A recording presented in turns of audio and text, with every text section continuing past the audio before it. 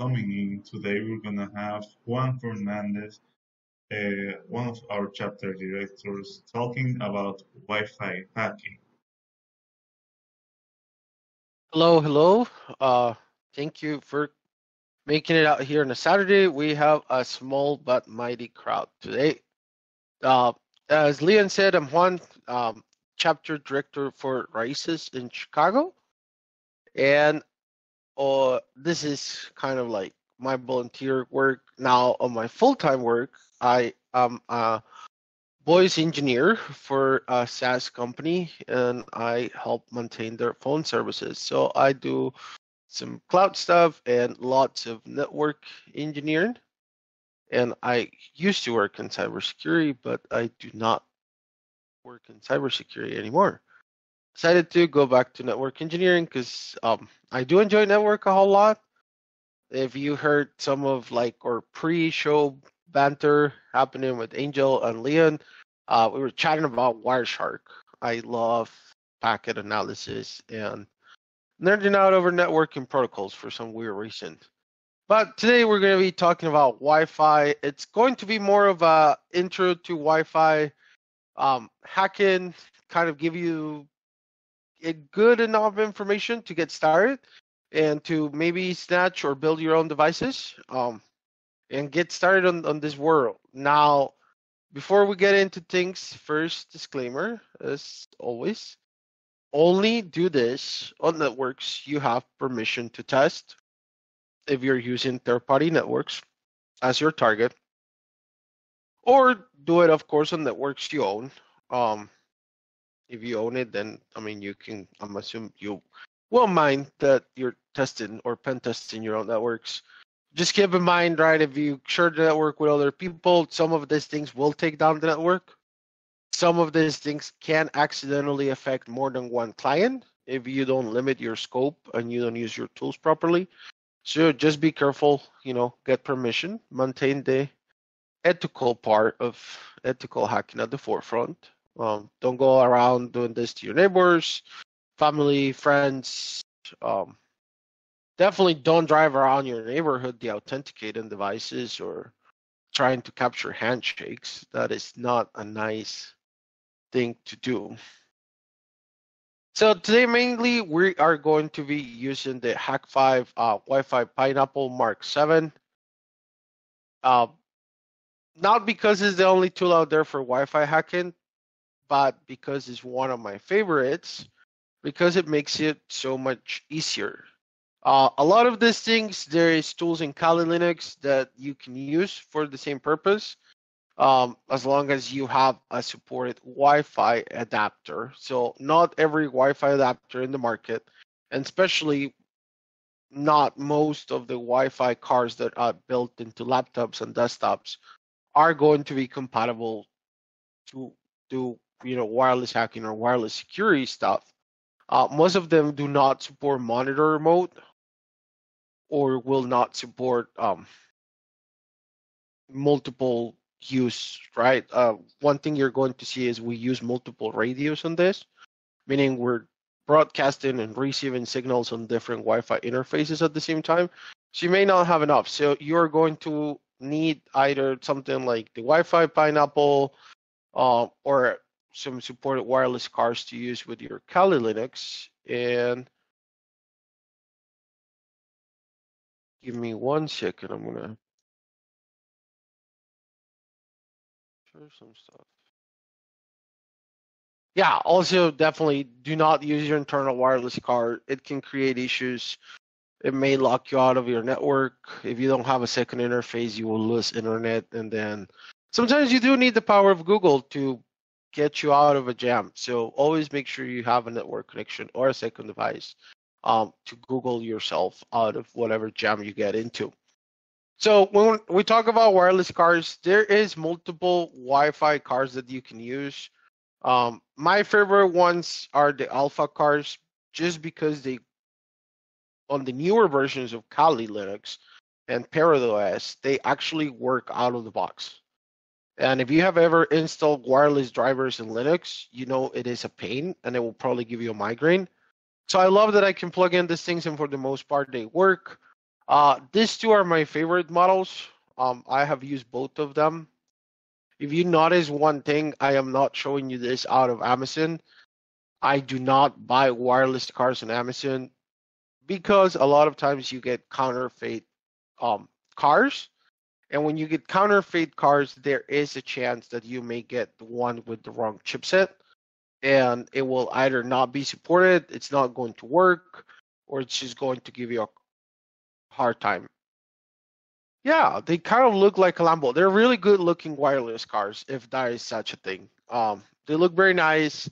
Some of them only support 2.4 gigahertz frequency. Some of them do both. So just keep that in mind when you're selecting your car. The cool thing about this reseller is they even include, the drivers and the instructions for Kali. So, very easy to get it set up if it's not an out-of-the-box car. So I definitely recommend Rockland as a distributor. I am not affiliated with them. I just get cars from them, and they never run into an issue. So just a couple of adapters. There's some TP-Link ones that also work. I believe there's another brand called Panda that also works with Kali on some of their models, and they're mostly, if they work on Kali Linux, they'll also work on Parrot OS. And if you don't use like a security specific distribution and you just have something like Ubuntu or Pop OS with some of the cybersecurity tools installed, this should also work. There's still Debian base, so you shouldn't have an issue. So that is in terms of hardware, if you're trying to do this without using a device that is purposely built for wireless security. Then the other tool, and there's many tools out there, right? This is just one of the many. And I believe this one actually comes pre-pack on Kali Linux, depending on what sort of installation you do, is Aircrack NG. So Aircrack NG is a whole suite, open source, whole suite of Wi-Fi security tools. It has things to do packet monitoring, some replay attacks, de-authentications, evil twins, that sort of stuff. So this will, use that wireless card along with some other tools on your Kali Linux machine or your Parrot OS and allow you to replicate some of the things that we're going to do today with the Wi-Fi Pineapple. Now, this brings us to another point of why I prefer the Pineapple. All these things, as you probably know if you're familiar with some of the cybersecurity tools, they're mostly CLI based or command line interface. And there's days where I love a good CLA challenge and I love to use CLA and it makes me feel like I'm in a hacking movie and I'm one of those like scary hackers doing things. But there's days where I just want to make it quick and easy and I want a graphical interface. So that's another reason why I use Pineapple over this. But Aircrack NG is a great tool. Kismet is also a really cool tool in Kali to explore if you are into wireless hacking. And then if you are into handshake capturing to, do password cracking, that sort of things. I think it's Johnny the Ripper. It's also a cool tool to do some of those brute force attacks.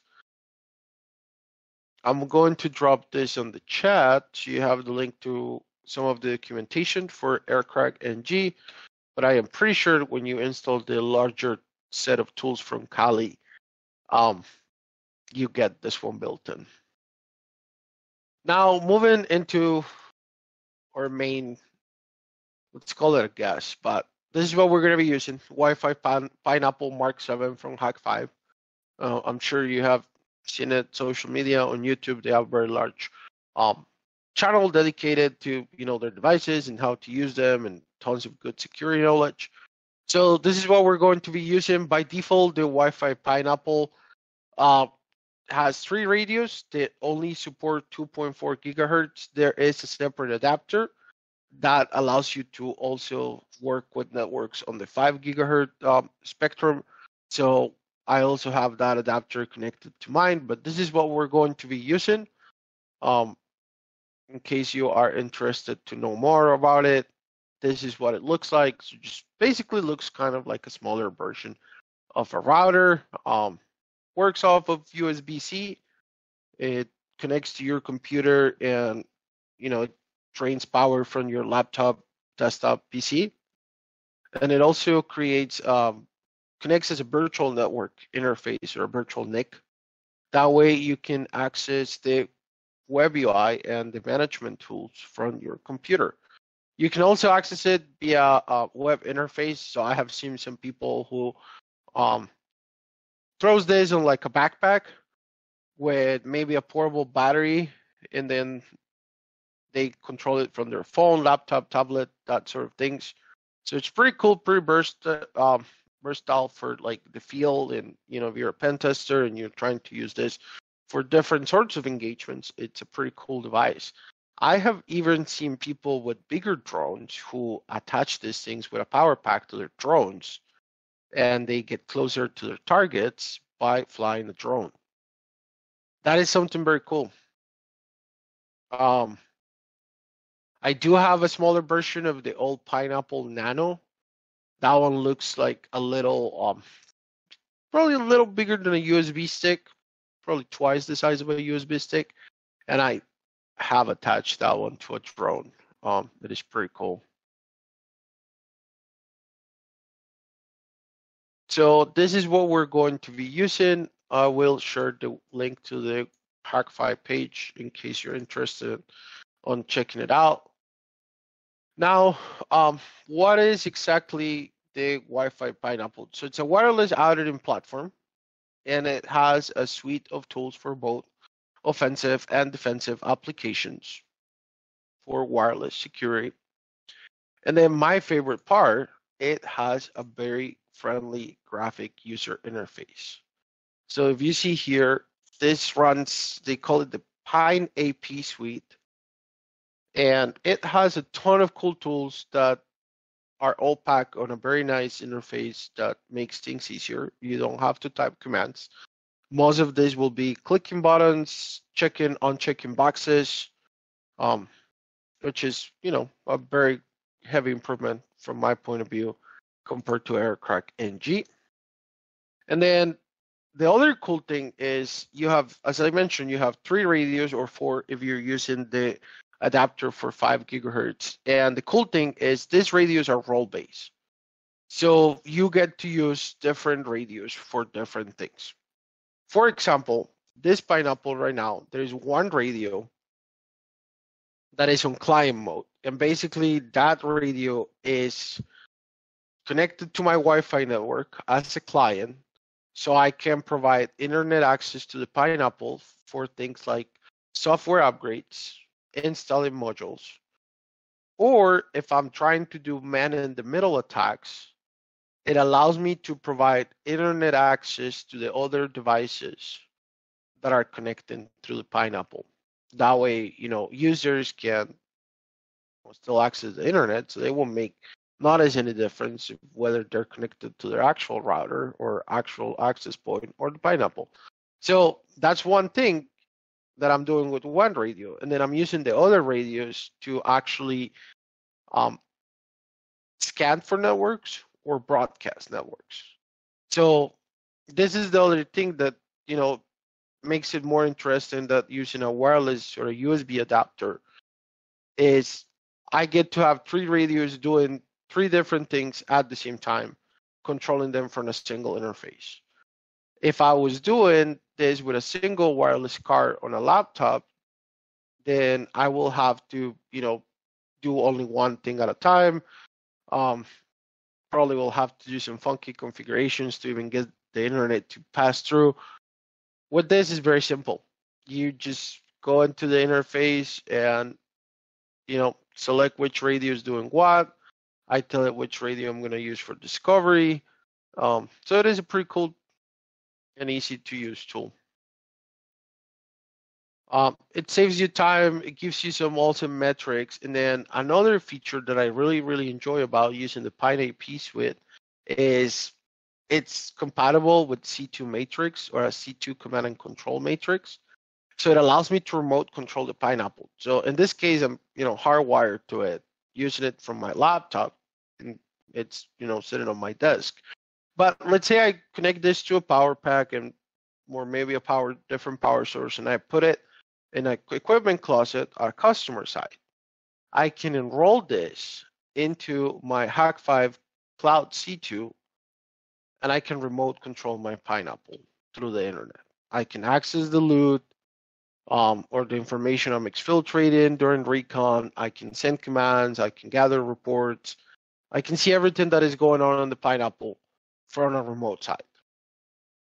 So that is another cool thing. It's very easy to deploy on customer sites, third-party sites, or kind of what we were talking about. If I have it on my drone, it's a good way to also overcome some of the limitations of distance, or even the limitations of the physical connection when you're sharing that on your desk. Now, going into a little bit more of the hardware part of the Pineapple, it powers over USB. It comes in a nice little case with some ventilation. One thing I'll say, if you're ever using one of this in the field, like many other devices, it gets, right, heat is an issue, it gets hot. So make sure it has good ventilation, right? Make sure you're using high gain antennas. That way you're able to reach and scan for networks at a farther distance. Make sure your antennas are properly connected. And if you're using any sort of extensions, just make sure everything is properly connected and, and work in order. Now, what can we do from this graphic interface? We can do things as we can manage the device, right? As I mentioned, we can do software upgrades, install modules, add information. This also has a CLI, so I can access a command line interface here if I want to access certain tools, or you just prefer a CLI, you can use CLI. The Pineapple will respond to also CLI commands. So another cool thing. And then we can conduct engagements, right? We can do all of our engagements from this web UI. It is accessible from any browser, or we can use it to gather recon information and do footprinting. So what are we gonna be doing today is we're gonna gather a list of safe networks from a device. As you know, right, all of devices that are wireless enabled have a list of known networks, right? Like you save those networks, that way when you get home, the device knows what network to connect to, you get to work, and knows what's your network and that sort of stuff. So we're gonna find out how we can access those lists and, from a device, learn what networks they have saved. And then after we grab that list, we're gonna spoof that list. So we're gonna start broadcasting some of those networks, and we're gonna trick the device into connecting to the Pine AP software, thinking that is a known network. Now, that's as far as we're gonna go. What will come after a normal scenario is once you have a device connected to your evil twin, right, your rogue access point, is you can monitor the traffic, right? Because you're a man in the middle. You're sitting in the middle of this device and their known network. And so you can gather the network traffic and see what is it that they're doing. You can also use things like DNS spoofing and redirect them to a website that looks like their bank, but it's a copy you made, and they're going to enter their credentials thinking they're logging into their bank, and now you have their banking credentials that you can leverage. So those are some of the attacks you will do. We're not going to go that far because this is an intro and we don't want it to get confusing. Now, before we start going into things and walking through the interface, I want to open it up for questions. Is there any questions on this first half? We have a small group, so feel free to unmute yourself and ask any questions.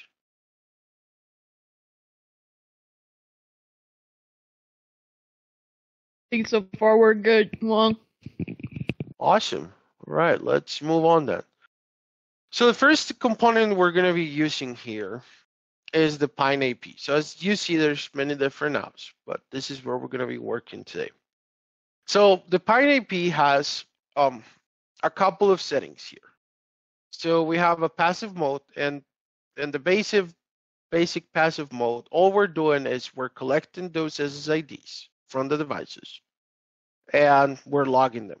But we're not doing anything. We're not going to broadcast them. We're just going to collect the names to know what are the known networks this device is. Remember, if we go into active mode, now we're not only going to collect that SSID pool, but we're also going to start broadcasting it.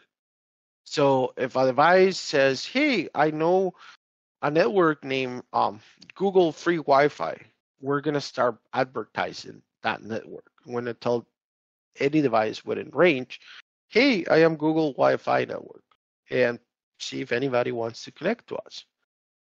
Now on the advanced mode is pretty close to the active. Just gives us the ability to control certain options. We can do things like as soon as you discover a new SSID in the pool, just add it and start broadcasting it. I typically tend to keep that on check because normally on a real engagement, you're provided with a scope. They tell you, hey, these are the SSIDs you can target, or they even go as far as giving you a list of devices that hey, you can only target these devices, right? Because they don't want you to disrupt business, they don't want to test stuff, whatever. So I don't do automatic adding to the pool because it's the easiest way to get out of scope and get yourself in trouble. If you are new to ethical hacking or pen testing, keep in mind that staying on scope and respecting the rules that you're being provided is important, right? You don't want to go out of scope or things like that. Give me 1 second. I am turning on or target device. As I said, I'm using my own devices. They're configured to be as targets, devices I own and I have permission to use. So now going back to the node network. So every device stores their node networks in what we call a PNL or preferred network list. And a device broadcasts that PNL using what we call beacon probe request.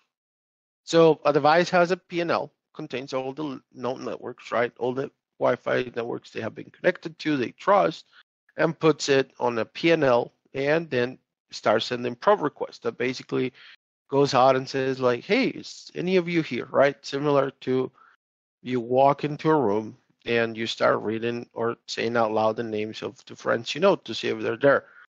And what the Wi-Fi Pineapple is going to do is going to scan for those probe requests and get the SSIDs contained on that list and add them into the pool.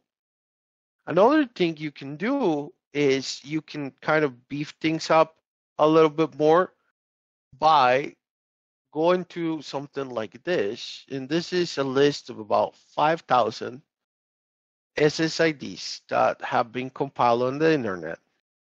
Of this, these are like common open free SSIDs.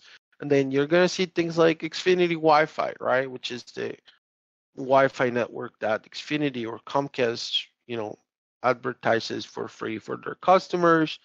You're going to see things like a Wi-Fi network named Free Wi-Fi, Starbucks Wi-Fi, right? So this is a collection of, many known networks, including some of the default names of access points or mobile hotspots for cell phones. Now we're not going to load over 5,000 SSIDs because that will be a whole lot, but we're going to grab some of this. Let's just grab the first 5 or so, and we can grab this list, and then we come to the impersonation tab. And if you see here, it shows you that I already have some of these networks as the ones that I'm advertising as things that I want to broadcast and see if anybody connects to it. So we're going to add a few more. It will tell me if a network already exists. So this is how you create the pool. Now, this is what I was saying. We could automatically add it. It's not ideal, right? This can get you out of scope. If we need to modify the MAC address, we can do that. We can change how often we broadcast these networks. So once we have some networks here to spoof, what we need to do is we need to go and get the device to disconnect from their networks and connect to our little spoof network. So what we're going to do is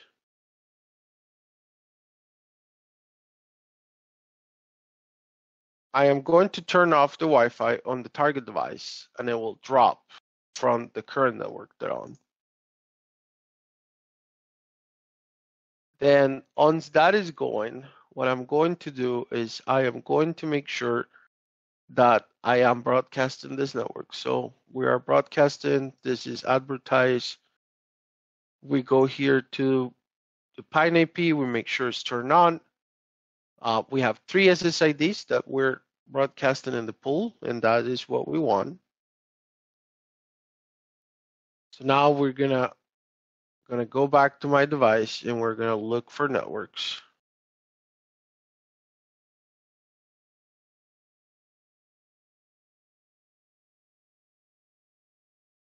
And if you see here, we have 1 client connected. That means this device is on a network that was on this list that is a known network for the device. So when the device came back on Wi-Fi and was like, oh, I'm gonna see if there's any known networks I can attach to, found one of those SSIDs were broadcasting from our spoof list. In this case, this device was set to remember a network called free Wi-Fi. And our target device went out there and connected to that network, right? So the device is convinced that it's connected to the free Wi-Fi network that it always uses. And it is actually connected to a version of that network broadcasted by the Wi-Fi Pineapple. Now, one limitation of this sort of attacks is the networks you're broadcasting, right, like your spoof networks, need to have the same type of authentication as the store network on the device. So if the device was connected to Starbucks, the Starbucks Wi-Fi, and that had a password on the save network, when you broadcast Starbucks Wi-Fi, you need to broadcast that as a secure network. If the device remembers the network as a secure and you broadcast it as an open network, is not going to connect. Although the names match, is not going to recognize it as the same network because there is an authentication mismatch. With that said, typically open networks or unprotected networks are a better target for this type of attacks. In this case, I'm using an open network because for this demonstration, we're assuming that we don't know the password of the network we're trying to spoof, and that's why I stick to an open network. You'll have to configure the SSID on the pool with the password if you want to start spoofing networks that have some sort of authentication. Now, the other thing you have that is really useful in the Pineapple is you can come here under filtering and you can limit which devices can connect to your broadcast SSIDs. So if you have a device list, right, your client tells you, hey, you can only target devices with these MAC addresses. This is where you will go and create an allow list or a whitelist and just include the MAC addresses of the devices that you have been told you can target. That way you don't go out of scope. That way you don't get somebody else's devices. You don't target anything that is not properly.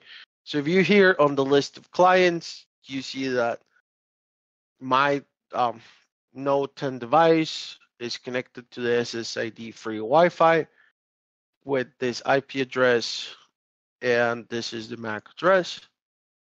Another really cool thing on the Wi-Fi Pineapple is it has this like confidentiality mode. So if you see here, MAC addresses are partially redacted, so are SSIDs.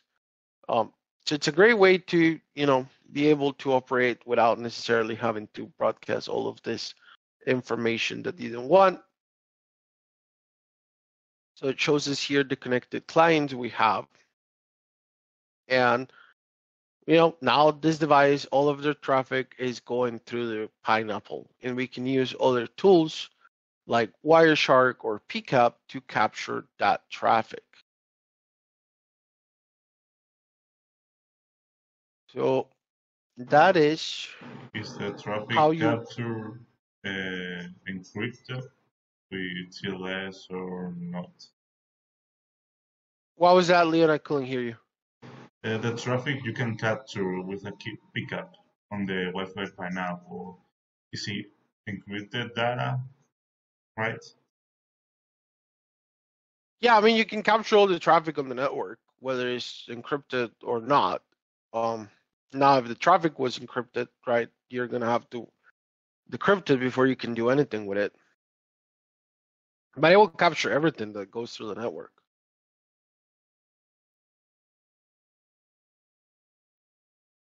All right. So there's also other tools here that we're not gonna demonstrate today, but I want you to know that you have it.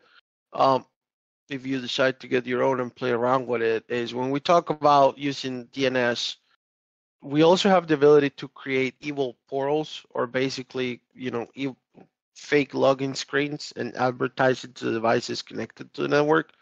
So as we said, we are broadcasting Xfinity network, so we could broadcast that login screen that tells you to enter your Xfinity account and password to access free Wi-Fi.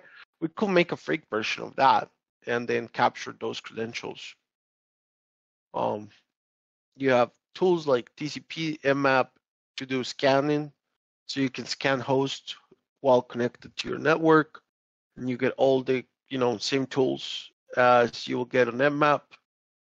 As you can see, I upgraded my Pineapple this morning and I lost most of my modules. So I have a lot of dependencies to install.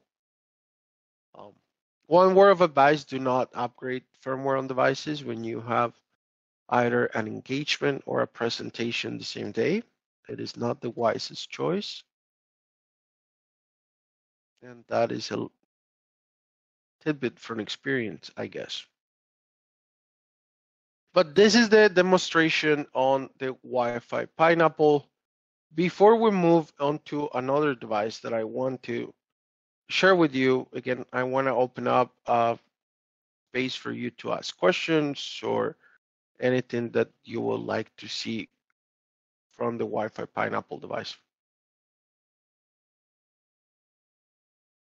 So Juan, did you recommend then for someone that is very new to Wi-Fi hacking but wants to get into Wi-Fi hacking to use the Wi-Fi Pineapple since it has the two options of the CLI and the GUI?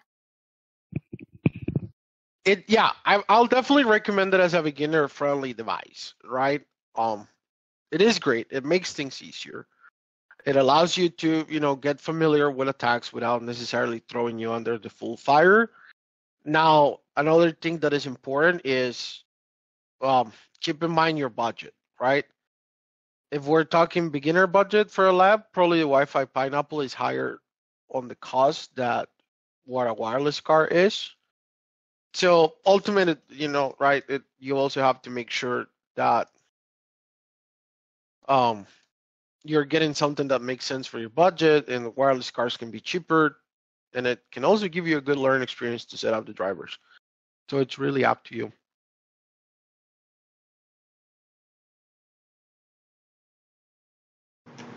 Okay, another question from me about the objective of a Wi-Fi engagement, like getting devices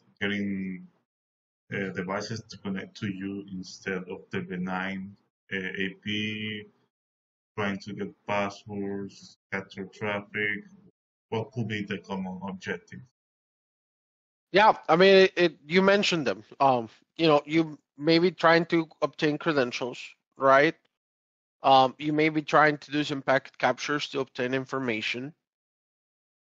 You may be trying to, get devices to connect to a router you control so you can inject traffic, right? You can pass things like malware, malicious code, right? It gives you access to somebody else's network or their device, whether it's just for, exfiltrating information or injecting things into it. Okay. It's also a great tool for wireless troubleshooting, things like that. If you're just trying to do some Wi-Fi scan around you, measure signals, that sort of things, is also a good tool for that. Let me show you.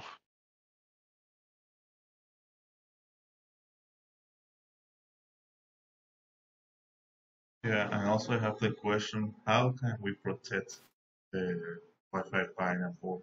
Because anyone that is connected to it, I guess it could log in, well, not log in, but access the web interface. Yeah, so that's a great question. First thing is, this is probably going to sound like very common advice, but do not use open networks, right? Set a password for your networks. Ideally, use something like WPA 2 and 3, right? Newer versions of it. Now, 3 is kind of tricky. Some legacy devices, printers, IoT devices may have a hard time with it, and you may have to support both, but, use a strong security protocol. Now, use things like protect your management frameworks so you are not susceptible to the authentication attacks, right?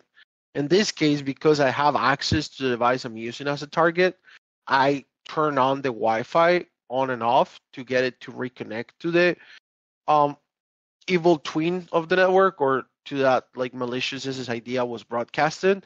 But a normal attacker will have to rely on something called the authentication, which is basically you force the device to disconnect from the network they're connected to, and then if you have auto connect enable, right, when your Wi-Fi drops, or like you turn off your Wi-Fi by accident, it comes back on and it goes out and tries to reconnect to the same network.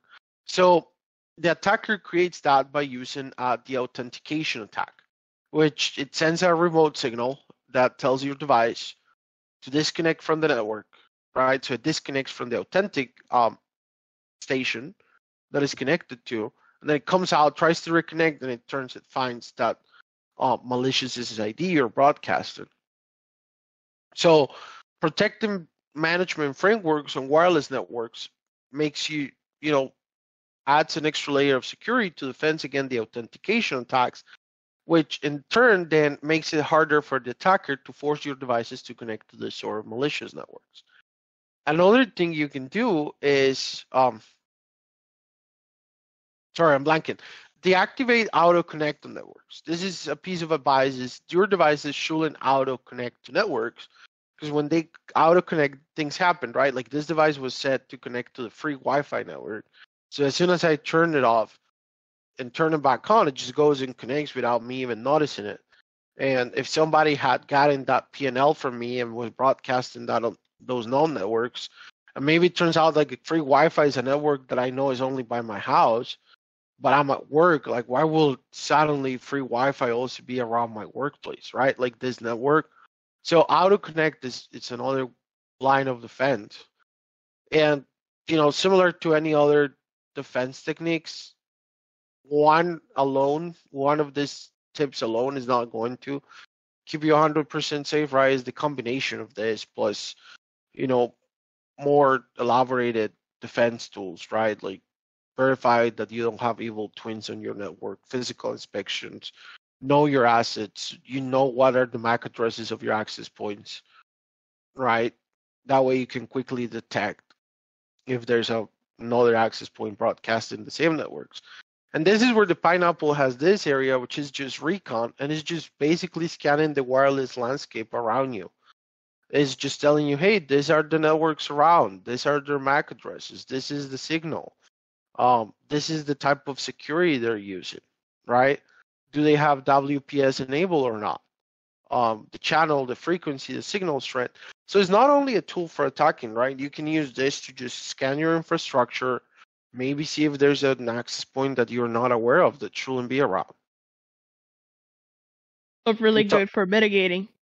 Yeah, it's mitigated, and it's kind of getting ahead of things, right?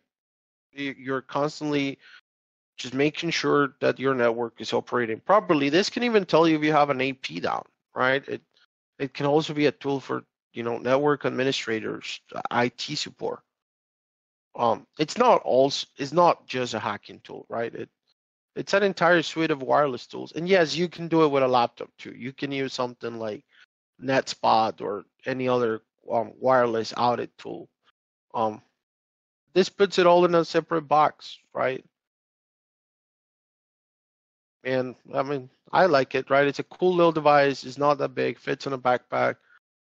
Sometimes it's better, has more reach, right? I can put smaller antennas, larger version of antennas, higher gain antennas, so I can, do better reach and things like that, which I don't always get an option with my laptop. It has a built-in wireless card, and it has whatever antennas it came out of the factory with, right? And I only have certain range with those antennas. Now, Juan, can you tell us if you had I guess a professional like a professional story of you actually hacking, Wi-Fi when you were doing one of your physical penetration tests?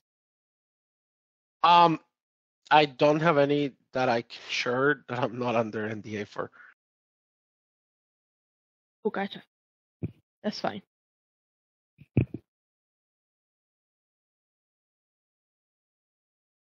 But I can share you one that we did, and this was more of a personal test. So I'm sure all of you are familiar with devices like Ring cameras, right? Ring doorbells, or even like just security cameras in your home that connect to Wi-Fi. Typically, these devices use 2.4 networks, right? Because they're better suited for range.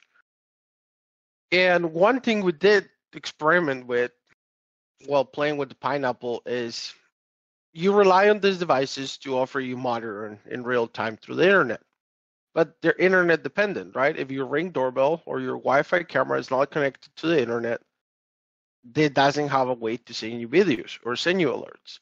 So I have a Ring device, or I had a Ring device, and I grabbed my Wi-Fi Pineapple and discovered the network that I was using.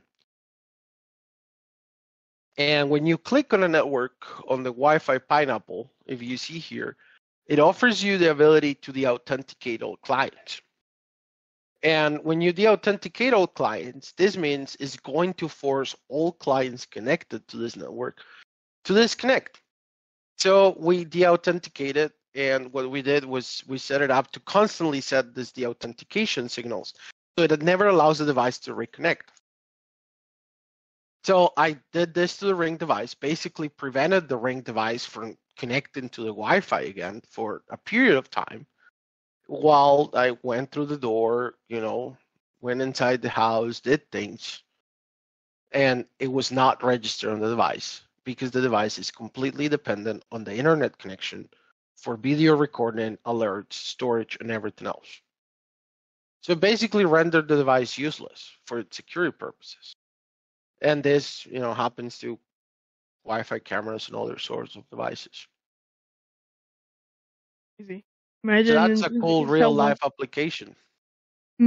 Like imagine someone that comes in and tries to attack you, and if they're intelligent enough, which is it's rare. It's people that are gonna rob you, but you can use it in an organization if you're doing a physical penetration test.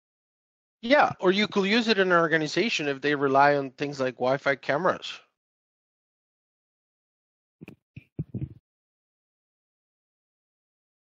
So that's a cool story I did with a Wi-Fi Pineapple. There's also other deauthentication devices you can use. This little gadget is one of my favorite tools. And it's called a ESP Marauder, and it's an open source project by a guy that goes by Just Call Me Coco, and he has built an entire wireless and Bluetooth little tool set in this device. And you can do things like the authentication attacks. And like this device, what you see, and it's about the size of my hand. It just looks like a little box. From far, it may even look something like a Game Boy or, some sort of like handheld console. But you can send the authentication signals from this little device. You can do, you can sniff traffic, you can sniff probes. So what we did here, we can try to get SSIDs that devices are looking for. And so it's a great attack tool, but one of my favorite things is this thing is also able to detect the authentication packets in the air. So if somebody were trying to de-authenticate me, I could have this device on the side, set up to sniff for de-authentication signals, and it will tell me if there's a de-authentication attack in progress. And a lot of times what I do is when I want to make sure the Wi-Fi Pineapple is working, like this morning after I did a firmware upgrade, is I keep this device to the side, sniffing for the outers or the authentication. And, as soon as this thing starts showing me packets flow, then I know there's actually, the attack is working. So it's a cool little gadget. It has a battery and everything. So, you can just walk around with it or, do it on the go. So if you're into little, devices and whatnot, they also have, he has also shared the list of parts and components. So if you're a maker or you're into building small electronics, you can build this thing yourself, get the firmware and all the source code from GitHub, and, roll this out and build your own. And if any of you has been into the Flipper Zero devices, that new like Tamagotchi looking SDR radio, they have a Wi-Fi dev board attachment that you can use to activate to give the Flipper Zero Wi-Fi capabilities. And there's also a version of the Marauder suite that runs on that dev board with Wi-Fi, and you can run it on your Flipper Zero. So that's another cool gadget that you can use to get into wireless hacking. Now, Huang, I have a funny question. Has someone actually added the Doom game in Marauder? Not on the Marauder. Now there is. I saw a version or somebody's working on getting Doom to run on the Flipper Zero. I think they already did, but I'm not quite sure. Because I heard about that one, but I don't know. I don't know. Maybe it's might as well. The Marauder is a little bit different. It's powered by an ESP32 board, so I don't think it has enough power to run Doom. But I mean, Never they know. didn't they ran Doom in a pregnancy test? yeah, I don't know. Now I have to message Coco and be like, Hey, can you run Doom on the Marauder? I'm gonna go on his Discord later today. He might figure out. even it might give him the challenge to try and see if he can make his Marauder running. Yeah, Yeah. I found ESP32 Doom edition. So Oh, okay. yeah. Then I'm sure you can run it. Yeah. There you go. Is the Espressif ESP32. That's what powers this little device. Another cool thing you can do with an ESP32 is you can make it into like a low-cost router. So an ESP32 is like $2 or $3, and you can flash some code into it to have it act as a router. Obviously, like it's not gonna be fast to like surf the internet, but it's a great cheap router if you just want a router to target on your lab. If you just want like a little router that you can maybe connect like a device or two and like use it as a target for devices, you can load it. You can use an ESP32. That's actually what I use on my lab as a router for attacks. It's about $2, $3, and works great. So if you are interested, this is the project for the ESP32 router. And I actually have a cool course on how to build your own de-outer device using also an ESP32. I love ESP32s, if you have not noticed that by now. Let's see if someone put 2-minute ESP32. So this is a cool little guide on how to build your own D'Altor device using an ESP32.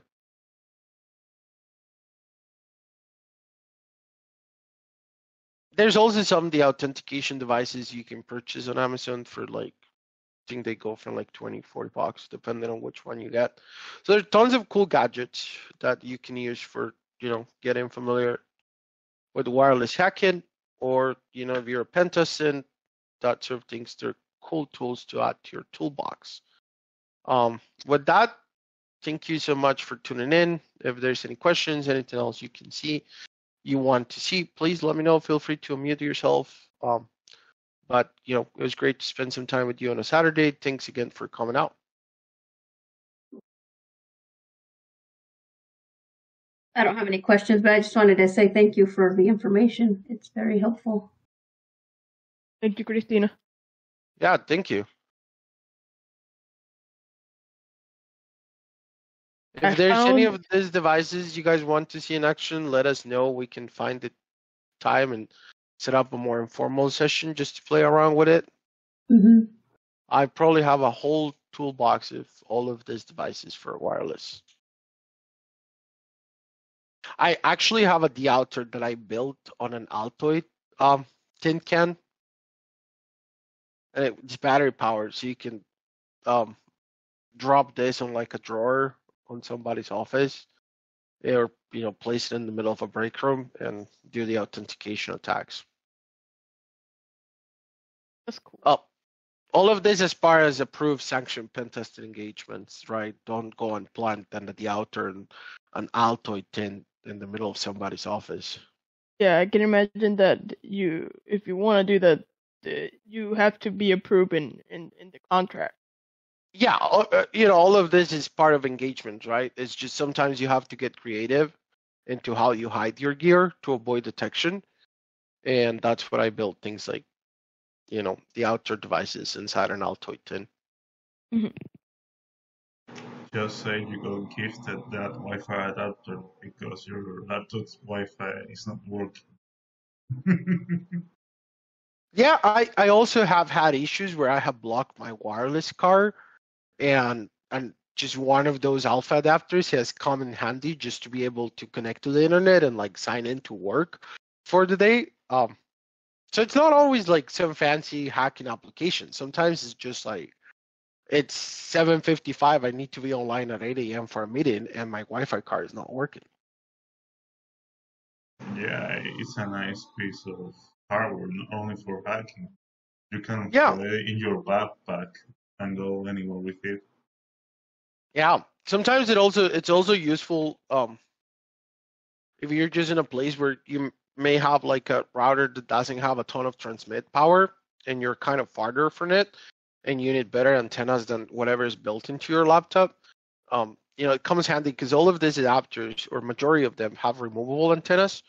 So you can replace it for like something massive like 9 dBs or so, and get really good reach. Yeah, even my previous laptop had a weaker Wi-Fi antenna. Now I only use Ethernet, but back then I used like a TP-Link Wi-Fi adapter that will connect via USB, and I will get like full signal, while my old laptop will not get signal at all. Yeah, I use it often. I have a G-Tech ROG laptop that is waterproof, dustproof, and all of that. But it's a couple of years old, so the wireless card in it's not the greatest. And opening that laptop is just too much work because you have to reseal it to maintain the waterproof and all of that. So sometimes when I just need it, I use an external wireless card, one of those alpha cards, to compensate for the older adapter installed on the device itself.